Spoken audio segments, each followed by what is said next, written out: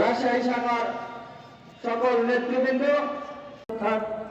এই অভ্যুত্থানের ফলে স্বৈরাচারী সরকারের পতন হয়েছে। বিচক্ষণতার মাধ্যমে অন্তর্বর্তীকালীন সরকারের সঙ্গে আমরা মধ্যমণি আজকে আমাদের এখানকার শেখ হাসিনার ঘনিষ্ঠতম কোম্পানি এস আলম একাই $10 বিলিয়ন পাচার করে দিয়েছেন।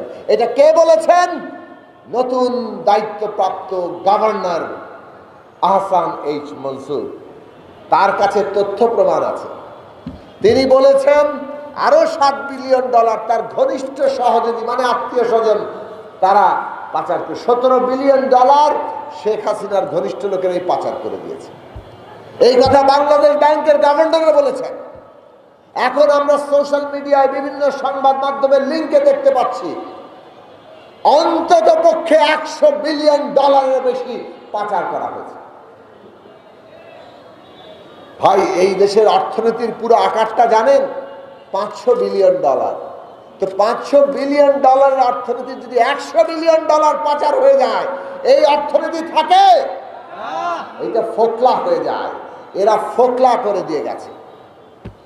রাষ্ট্র ক্ষমতা ব্যবহার করে জমি দখল, ব্যবসা বাণিজ্য দখল, উন্নয়নের নামে আপনার আমার টাকা পকেট থেকে বের করে নিয়ে নিজেদের পকেটে ঢুকিয়েছে আর বিদেশে পাচার করে দিয়েছে। এই ছিল ফ্যাসিস্ট শাসন। ঘুষ দুর্নীতি ছাড়া কোনো চাকরি নাই, কোনো পদোন্নতি নাই, কোনো বদলি নাই। সেটা যে সার্ভিসেই যান। পুলিশের লোকেরা আপনার আমার সেবা দিবে কি? ওনারা এক একটা বদলি হন কি পরিমাণ টাকা দিয়ে, পদোন্নতি নেন কি পরিমাণ টাকা নিয়ে, তো সেই টাকা আপনার কাছ থেকে তুলতে হবে না? অতএব আপনার পকেটে মাদক ঢুকিয়ে দিয়ে পর্যন্ত মামলা দেন। এই রকম জায়গা আমাদের পুলিশ বাহিনীতে নেওয়া হয়েছে। আর পুরো রাষ্ট্রটাকে সাজানো হয়েছে বিরোধী দলের উপর নির্যাতন করার জন্য, তাদেরকে ভয় দেখানোর জন্য, তাদেরকে ক্রস ফায়ারে গুলি করা, নিয়ে গুম করে দেওয়া, কিংবা মধ্যরাতে একটা স্ট্যাটাস দেওয়ার জন্য ক্লাস 10-এর একজন শিক্ষার্থীকে ধরে নিয়ে আসা।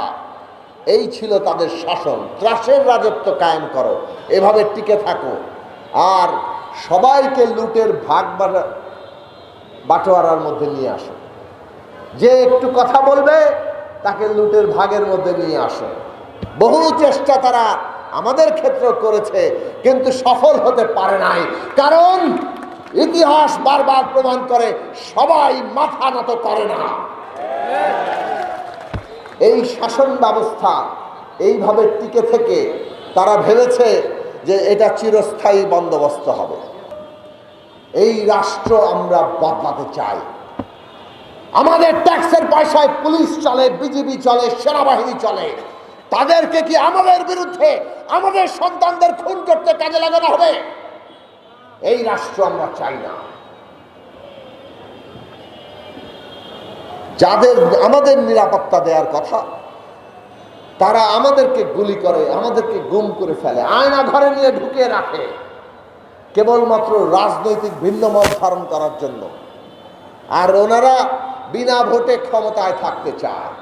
শেখ হাসিনা বিনা ভোটে ক্ষমতায় থাকতে চেয়েছে, আর পুলিশ বাহিনী, বিজেপি, এমনকি সেনাবাহিনীকেও তারা এইভাবে ব্যবহার করেছে। একটা সরকার তার অবৈধ ক্ষমতা টিকিয়ে রাখতে গিয়ে এই যে রাষ্ট্রের প্রতিষ্ঠানগুলোকে কলুষিত করেছে, এই প্রতিষ্ঠানগুলোর যেসব কর্মকর্তারা এই কলুষিত করেছে এই প্রতিষ্ঠানগুলোকে, এই লুটপাট করে, তাদের প্রত্যেককে বিচারের আওতায় আনতে হবে। কারণ এই দেশের ন্যায় বিচার হবে নতুন বাংলাদেশের যাত্রা। প্রত্যেকের কাছে বার্তা থাকা দরকার। কোন সরকারি কর্মকর্তা যদি কোনো অবৈধ সরকারের এই রকম পা চেটে দেশকে বিপর্যয়ের দিকে নেয়, তার শাস্তি কি হবে এটা বাংলাদেশের সবার খেয়াল রাখা দরকার। 71 সালে আমাদের ছাত্র, শ্রমিক, কৃষক, সেই তরুণরাই তো এগিয়ে গেছেন, তারাই তো যুদ্ধ করেছেন, একটা রাষ্ট্র পত্তন করেছেন। কিন্তু এই সব সংগ্রামের ফসল দেখুন। যুদ্ধের মধ্যে 10ই এপ্রিল ঘোষণা দেওয়া হয়েছিল যে এই রাষ্ট্রটা তার নাগরিকদের জন্য সাম্য, মানবিক মর্যাদা এবং সামাজিক ন্যায় বিচার প্রতিষ্ঠা করবে। পেয়েছেন? 53 বছরে এই সাম্য, মানবিক মর্যাদা, সামাজিক ন্যায় বিচার প্রতিষ্ঠিত হয়েছে? হয় নাই। আমরা যদি চাই আমাদের দেশে লুটপাটের অর্থনীতি থাকবে না, আমাদের দেশের কোন তরুণ অকালে শিক্ষা ব্যবস্থা থেকে ঝরে পড়বে না। ক্লাস 1 থেকে ক্লাস 10 এর মধ্যে কত শিশু ঝরে পড়ে কেবল তার সামর্থ্য না থাকার কারণে। আমরা চাই প্রতিটি শিশু 12 ক্লাস পর্যন্ত, ইন্টারমিডিয়েট পর্যন্ত সরকারের দায়িত্বে তারা তাদের শিক্ষা লাভ করবে।